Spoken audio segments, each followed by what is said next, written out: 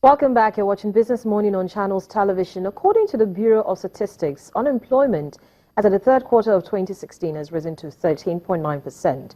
Now, the youth, which make up about 45% of the population aged below 15, account for the majority of the unemployed and underemployed in the country, an estimated 17.6 million people. And this problem, they say, will only get bigger as the population continues to grow. Now, job creation is one of the major objectives of the Buhari's government 4-year economic recovery growth plan with youth as its priority. That was unveiled last week. Now, the ERGP aims to create jobs by developing labor-intensive sectors such as agriculture, manufacturing, housing and construction. And listening to the Minister of Agriculture, Aldo, a few minutes ago, that is one sector that can begin to employ a huge number of unemployed and underemployed youths. So we're talking about also letting the public works program, existing public works program, and encouraging private sector participation in the economy.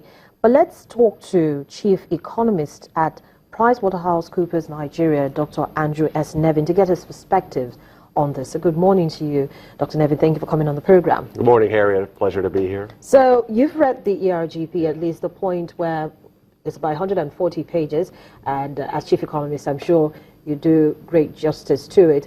But taking a look at that report and taking a look at the bigger picture of where we are with regards to job creation, could you just put that in perspective for us? Well, I think the report focuses on the right sectors, which is agriculture, construction, the ones that can absorb a lot of employment. But just to put this in perspective, we have about more than 100 million people of working age in Nigeria. About 80 million of them are in the workforce right now. And as you just said, about 14% are unemployed, 19% are unemployed. So we're talking about 20 million people that are either unemployed or unemployed. So the amount of effort that needs to absorb that is enormous. And our working age population is growing very fast at 3% a year. So even to stay still, we need to create 3 million jobs. To reduce unemployment, we need to create more than 3 million jobs. So what are the implications of that? Well, to create that many jobs, to create an industry requires investment. So you can see what the size of the investment is required to do that, and that's just a very big number.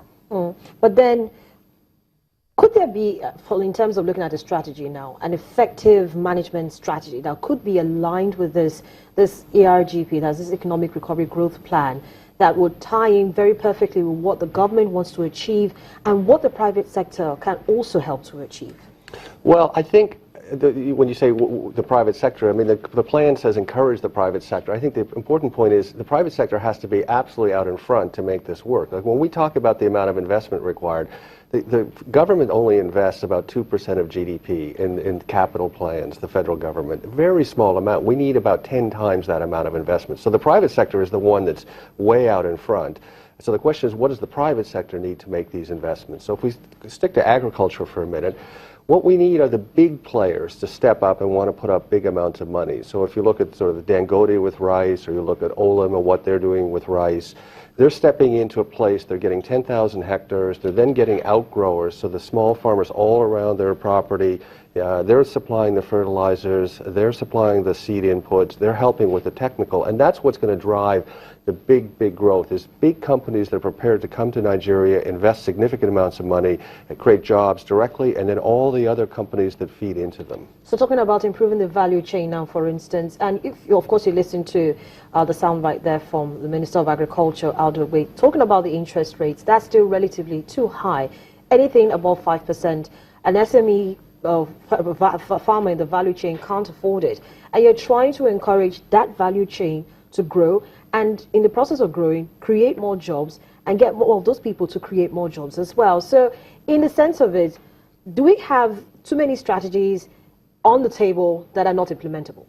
Well, I think if you read the plan, I do think there are different parts of it that say we need to provide low-interest loans in this sector, we need low-interest loans in this sector, we need low-interest loans in this sector. The issue is not providing targeted loans. The question is, how do we bring the interest rates down? Nigeria can bring its interest rates down, I think, quite easily, right? I mean, we don't collect very much tax revenue, and we've discussed that before. And so the government then has to go out and borrow, and they have the 2 trillion naira deficit. And of course, they're borrowing at 16 to 18%, and then that becomes the interest rate, the lowest interest rate. If the government wasn't borrowing so much, that would be available for the private sector. So the big issue for the government is raise more tax revenue. And then if you do that, and that's in the plan as well, to get to about 15%, if we raise more tax revenue, interest rates will come down naturally. But the other part of it is, interest rates are high because we don't have any foreign portfolio investment. People used to buy government of Nigeria bonds, naira bonds, because they had a higher yield. They knew they could come in and they can go out of the naira. So then the FX problem, the FX regime, is preventing interest rates from coming down because the foreign portfolio investors have all fled Nigeria. But we need to get them back. But before we can get them back, we need to make the environment relatively stable. And I'll still ask you that question. Strategies versus policies. Which should be more, because we have a lot of strategies and we have got a lot of policies. But how realistic are these strategies and policies, and how implementable can they be? Well, I think in reading the plan, I think there are too many interventions that the federal government has sort of put forward, that they'll be able to do this at the state level, that at the state level. I think that in many ways, my experience in Nigeria over the last 10 years has shown the government should focus on just doing a few things, a couple of things that it can do well. When we put out these long documents that have many, many different strategies and policies, we know they're going to fail. To take one simple example, tertiary education. It seems to me that someone who gets a tertiary education here, they want a high quality, they want to earn more money.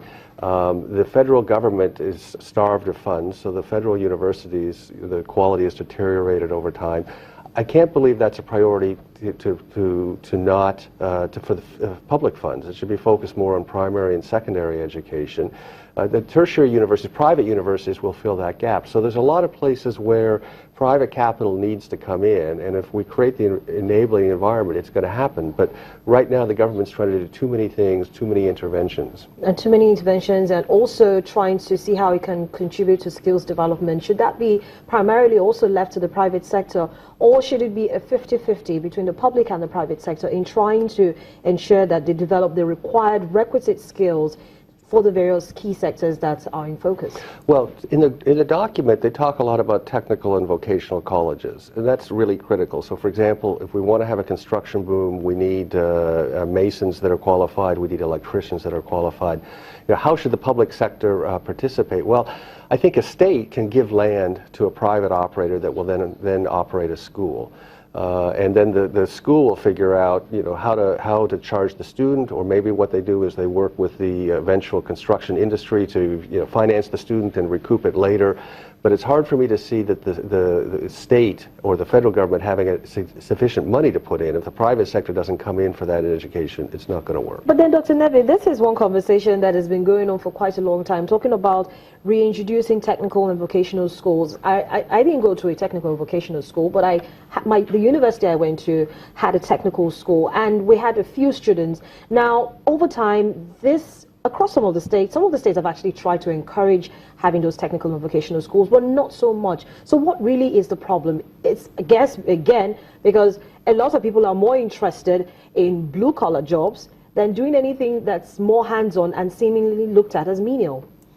Well, I think that, in the West, as you know, in London, a plumber earns more than a lot of people who've gone to university, so they could be very, very good positions. But I think that there are models, and if we take India, for example, there are private vocational colleges that have many, many sort of campuses.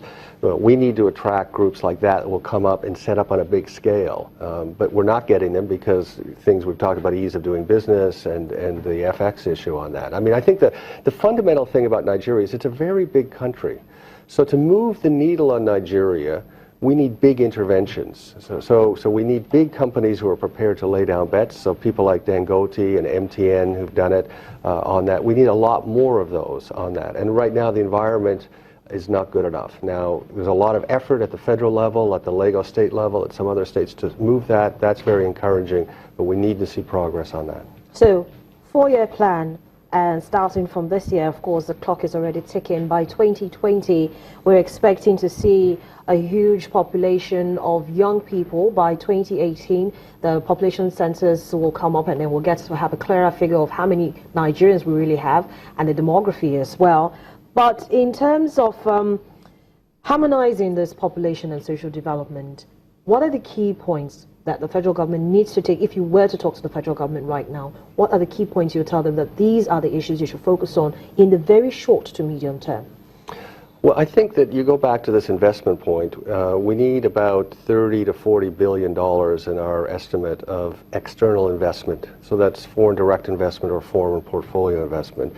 And we know there are a lot of investors interested. Right now, that money is not coming in. We cannot achieve 5-6% growth rate, which is what the plan projects in 2020, 2021, without that level of external investment combined with our internal resources. So unless we're getting that, we are going to fall short, and we're going to fall short of the employment objectives. So the urgent issue is how to unlock that capital. I mean, the world is awash in capital. I mean, we have negative interest rates in Germany, in Switzerland. They want to get a better return. They will come here if we create that environment. So the key point is stop using the government's small capital to try to do these interventions. Instead, set up the framework that you're going to get the big capital in. So if I step back into another industry, for example, power. When we did the power privatization, the groups that bought were all local groups, and they were all undercapitalized. And now 3 years later, the DISCOs, the GENCOs, the entire industry is effectively insolvent. What's needed in the electricity industry is big players that are prepared to put down long-term money and really drive through what has to happen at the distribution end, at the generation end.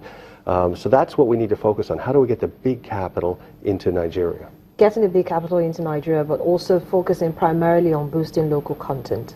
That's the biggest challenge, actually. But I think this is happening naturally. I mean, people don't want to, if you're a business person, you don't want to have to import things to then manufacture here. You'd rather have it done locally, right? And of course, with the Naira depreciation, there's a lot of pressure on that. So that's a very natural process. But the problem right now is that when we have an allocated FX regime, the government's, CBN is trying to choose, which products you can come in. The businesses will sort that out for themselves with the exchange rate on that. And I don't have any doubt if we do the right things, we'll be a manufacturing powerhouse. We'll be an agricultural powerhouse.